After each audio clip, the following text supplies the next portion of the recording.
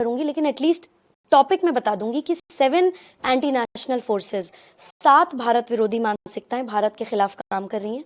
सबसे पहली भारत विरोधी मानसिकताएं वामपंथी और उनकी आर्म्ड विंग्स माओवादी और नक्सलवादी। दूसरी भारत विरोधी मानसिकता है सेपरेटिस्ट एंड टेररिस्ट मूवमेंट।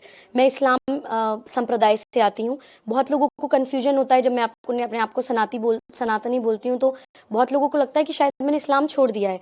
ऐसा नहीं है। मैं बोलती हूँ कि मेरा धर्म सनातन है, मेरा पंथ आज भी इस्लाम है। मैं अपने आप को सनातनी मुसलमान बोलती हूँ। मेरा नाम आज भी सुबूही खान है। तो वो जो अलगाववादी और आतंकवादी संगठन भारत में काम कर रहे हैं, वो रिलीजन को इस्तेमाल करके, उस रिलीजन के बच्चों को भटका के, रिलीजन की परिभाषा को डिस्टॉर्ट करके एक आतंकवादी उनको बनाने की तरफ प्रेरित करते हैं। तो मैं इस्लामिक स्टेट के खिलाफ हूं, लेकिन इस्लाम के नहीं। इसी तरह से सिख खालसा पंथ के बच्चों को भड़काकर कुछ लोगों को खालिस्तान की तरफ उनके ईमान को जोड़ने की कोशिश की जाती है। तो हम उस आक्रमण का भी हमें प्रतिकार करना है कि हम खालिस्तान के खिलाफ हैं, लेकिन खालसा के नहीं। तो देखिए, सेपरेटिस्ट एंड टेररिस्ट मूवमेंट हमेशा रिलीजन को इस्तेमाल करके दुरुपयोग होता है किसी भी देश के खिलाफ। रिलीजन कोई खराब नहीं होता है, उसकी टीचिंग्स को मोड़ तरोड़ के, इमोशनली इंसाइट करके एक भीड़ तंत्र की तरह जब बच्चों को इस्तेमाल किया जाता है, वहां पे खराबी आती है। तो राज जागरण अभियान में हम इस चीज पे भी क्लैरिटी दे रहे हैं, इस चीज पे भी जागरण कर रहे हैं। तीसरी भारत विरोधी मानसिकता है intellectual terrorist and urban Naxals, जो सूटेड बूटेड है, वेल स्पोकन है, अंग्रेजी बोलते हैं, यूनिवर्सिटीज में, कॉलेजेस में है, ब्यूरोक्रेसी में है, गलत इतिहास पढ़ाते हैं, मीडिया में है, फिल्म इंडस्ट्री में है। वो लोग कैसे धीरे धीरे हमें हमारी मातृभूमि से, हमारी संस्कृति से, भारतीयता से तोड़ देते हैं, हमें पता नहीं चलता। वो तलवार लेकर या घोड़ों में या सुसाइड बॉम्बर्स बन के नहीं आते, तो हमें वो टेररिस्ट नहीं लगते हैं, बट वो एक्चुअली ज्यादा इंसीडियस हैं, ज्यादा डेंजरस हैं, बिकॉज वो भारत के बच्चों को भारत से बहुत ही जहरीले तरह से तोड़ते हैं। तो वो intellectual terrorist and urban Naxals तीसरी भारत विरोधी मानसिकता है। चौथी भारत विरोधी मानसिकता है इंटरनेशनल पावर्स, नेचुरली, बिकॉज वो हमारी आध्यात्मिक एकता, हमारे आध्यात्मिक बल को जानते हैं। उनको पता है कि भारत जिस दिन एक हो गया, जिस दिन भारत का समाज संगठित हो गया, हर भाषा, हर जाति, क्षेत्र, संप्रदाय आपस में एक होकर भारत के लिए खड़ा हो गया, उस दिन भारत दोबारा से विश्व गुरु है। उसको समय नहीं लगेगा दोबारा से आर्यवर्त बनने में, सोने की चिड़िया बनने में। तो वो इंटरनेशनल पावर्स भी है, फंडिंग करती हैं, देश के खिलाफ एक नैरेटिव बिल्डिंग करने की कोशिश करती हैं। अफसोस इस चीज का है कि वो विदेशी ताकतें हमारी ताकत पहचानती हैं, लेकिन हम लोग खुद अपनी ताकत नहीं पहचानते हैं। तो राज जागरण अभियान में हम इस चीज का भी जागरण कर रहे हैं। एक भारत विरोधी मानसिकता है विधर्मी राजनीतिक दल, जो हमारे अपने लोग हैं, लेकिन सत्ता में रहने के लिए किसी भी भारत विरोधी मानसिकता के साथ हाथ मिला लेते हैं।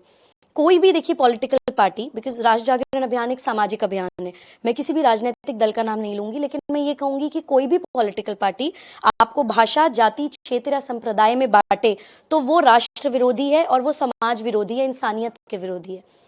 एक और भारत विरोधी मानसिकता है धर्मांतरण माफिया।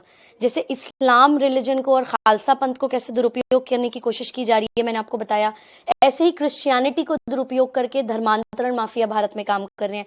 किसी गरीब इलाके में जाएंगे, एक हाथ से 2 रोटी खिलाएंगे, दूसरे हाथ से गले में क्रॉस डाल देंगे।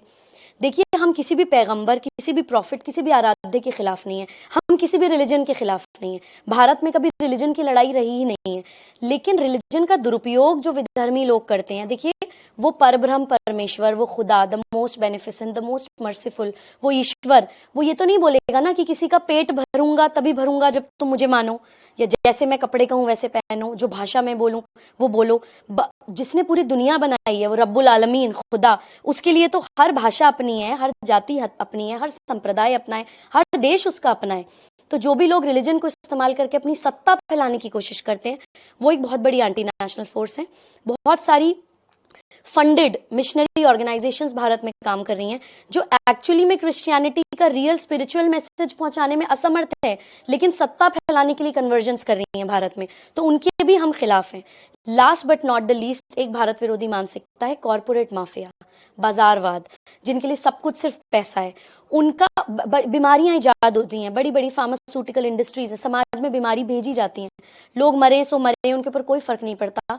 उन कॉर्पोरेट माफियाओं को भी अपना सबसे बड़ा दुश्मन भारत नजर आता है, क्योंकि भारत के मूल में ही प्रकृति से मैत्री है। हम लोगों के यहाँ बड़ी बड़ी बीमारियों का इलाज धरती में मिल जाता है, हवा में मिल जाता है, पानी में मिल जाता है, पेड़ पौधों में, पत्तों में मिल जाता है। तो इस कारण वो कॉर्पोरेट माफिया भी भारत को तोड़ने की कोशिश में लगी रहती हैं। ये 7 एंटी नेशनल फोर्सेज अपना तन मन धन लगाकर भारत को तोड़ने में लगे हैं, उनका पूरा नेक्सस है। और हम लोग बट जाते हैं, कभी रिलीजन्स में, कभी कास्ट में, कभी लिंग में, कभी क्षेत्र में। बंगाल जल रहा है, हमारे ऊपर क्या फर्क पड़ रहा है? कश्मीर में हिंदुओं का विस्थापन हो रहा है, हम तो दिल्ली में बैठे हैं। या पंजाब में अगर स्थितियां खराब हो रही हैं या पंजाब को डिस्टेबलाइज करने की कोशिश हो रही है, तो मैं अगर उत्तर प्रदेश में बैठी हूं तो मेरे ऊपर क्या फर्क पड़ता है?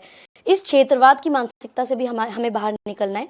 जब हम भारत माता कहते हैं, जब हम अपनी मातृभूमि कहते हैं, तो हर स्टेट हमारी मातृभूमि के अंग है। किसी भी स्टेट में कुछ खराब हो, किसी भी स्टेट के भाई बहन किसी भी दुख या परेशानी से जूझ रहा हो, तो पूरे भारत से आवाज उठनी चाहिए। तो यही है राष्ट्र जागरण अभियान, एकात्मता का एहसास और आक्रमण का प्रतिकार।